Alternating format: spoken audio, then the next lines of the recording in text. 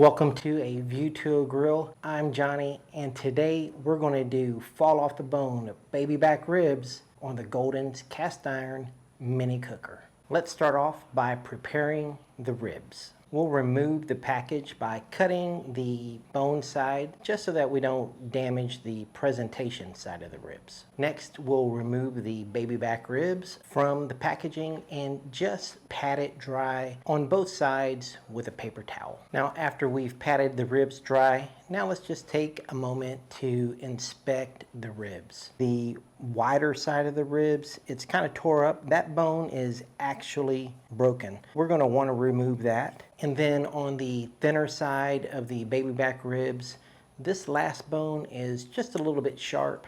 So I'm going to remove that also. And then we'll remove the membrane after that. Now that we have our ribs prepped, it's time to make a rub. 2 tablespoons of black pepper and 2 tablespoons of kosher salt, along with 1 tablespoon of paprika. I just have it here in a small bowl, and now I'll just mix all of that together until you get something like this. Now let's season these. We'll get the bone side and the meat side of the ribs seasoned along with the edges. And then once that's done, we'll put it in the refrigerator until about 30 minutes before it's time to smoke these on the Golden's cast iron mini cooker. Now it's about 30 minutes before I want to put these on the Golden's cast iron mini cooker, and I'm just going to set these out on the counter while I go prepare the grill. If you haven't seen my video for the unboxing of the Golden's cast iron mini cooker, check out the link above. The first thing we're going to put into the Golden's cast iron mini cooker is this pizza pan that I have put these little notches in, and this is going to make cleanup a lot easier.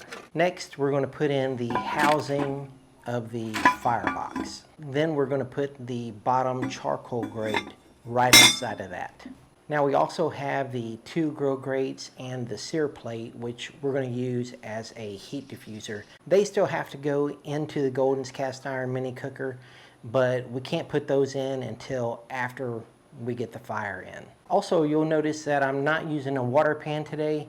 Today, I just plan on spritzing the ribs for added moisture. Now it's time to prepare the fire. Today, we are going to be using B&B lump charcoal oak and 1 chunk of oak hardwood. Right on top of that, we'll pour in our B&B lump charcoal. We'll get that spread out for even heat distribution, and then we'll just remove a couple of pieces of that lump charcoal and put them into our small Weber chimney starter. Once the lump charcoal has ashed over, it's time to get it into the Golden's cast iron mini cooker. We'll get that right in the middle. I'm going to have to push it down a little bit just to make sure we can get the sear plate on.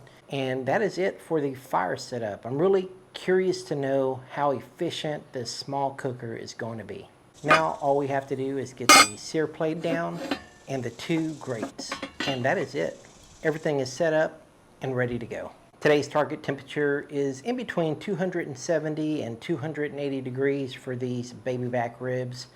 And I'm just going to bring the temperature up just like I would using the same method that I use for my Weber kettle. If you haven't seen the video on how to reach your target temperature on the Weber kettle, check out the link above. I'm going to start off with the bottom vent wide open and a little bit more than halfway on the top vent. Once our temperature hits about 220 degrees, I'm going to start shutting down the vents. I'll close the bottom vent by halfway, and then when we get to about 250 degrees, I'll shut down the vent almost all the way. And I'll close the top vent to probably about 1/2 of an inch, at least less than 3/4 of an inch. And now I'm learning this Kamado, and I just want to see what happens with these adjustments. Also, at this point, I'm wondering why so much smoke is still coming out of the top of the mini cooker, because by now it should have at least started clearing up. And then I remembered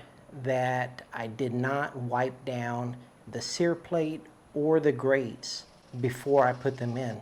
So as you can see in this shot, my hands have a lot of oil on them. And by smelling the smoke a little bit, I believe that it's so thick because it's actually burning off the oil that I use to keep the cast iron from rusting.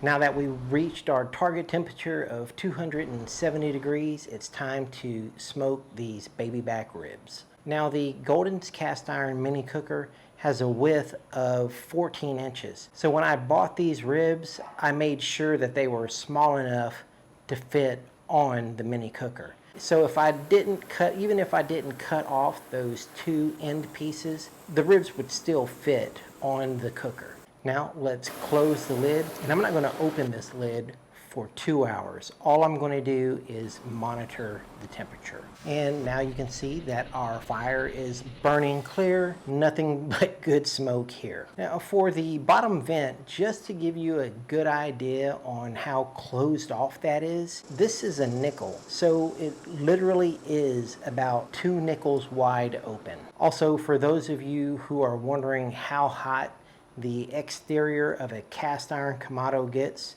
well, it gets to about 195 degrees when the internal temperature of the Kamado is 280-ish. Now it's an hour later and I haven't had to mess with the vents at all. It is holding our desired temperature range. Let's check on the ribs. Today we're only going to be using water as our spritz. The ribs are looking good. I like the color. The bark is setting. There's a little bit of pulling, but that's okay. And if you take a close look at the edges, we don't want those to dry out. So I'm going to use my spritzer, spritz mainly the edges all the way around the ribs, and then just apply a light coat right on top of the meat. Now you can see that there is starting to be just a little bit of pullback on the bones. Now an hour later, we are still holding our temperature. It's time to check on the ribs. Drawback on the bones is getting a little bit more pronounced. The meat side of the ribs is developing some cracks and it's feeling a little bit soft. So I know that these are getting close to being done. We'll just spritz again and then get ready to wrap the ribs. And check this out. The last time I closed the lid, I was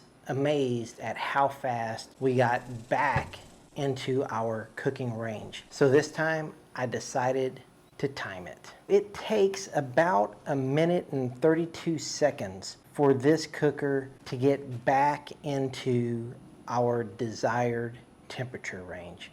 To me, that's amazing. That does not happen on the Weber kettle. So now that we're about 3.5 hours into this cook, it's time to wrap the ribs. And today I'm just going to be using a little Sweet Baby Ray's on top of the ribs before I wrap, just because it's sitting on the grill and it's just easy to apply right here. Give it a generous squeeze of Sweet Baby Ray's and brush it out. Now I've already moistened the paper that we're going to use to wrap this with, and we'll just lay the ribs right on top of that meat side down and wrap our ribs. Once we're done wrapping, we'll get those right back on the cooker. Now it's time to remove the ribs and see what we got. Now we'll just check our ribs, and all I want to do is pick these up and move them around a little bit. And just by moving them around, I can feel that the bones are really not attached to the meat anymore. These are fall off the bone ribs. Not my choice, but the people I have that are going to be eating these ribs, that's the way they like them. So that's the way we're cooking them today. Now that we know the ribs are done, we're just going to cut the packaging off, create a little boat, and just leave the ribs right where they sit.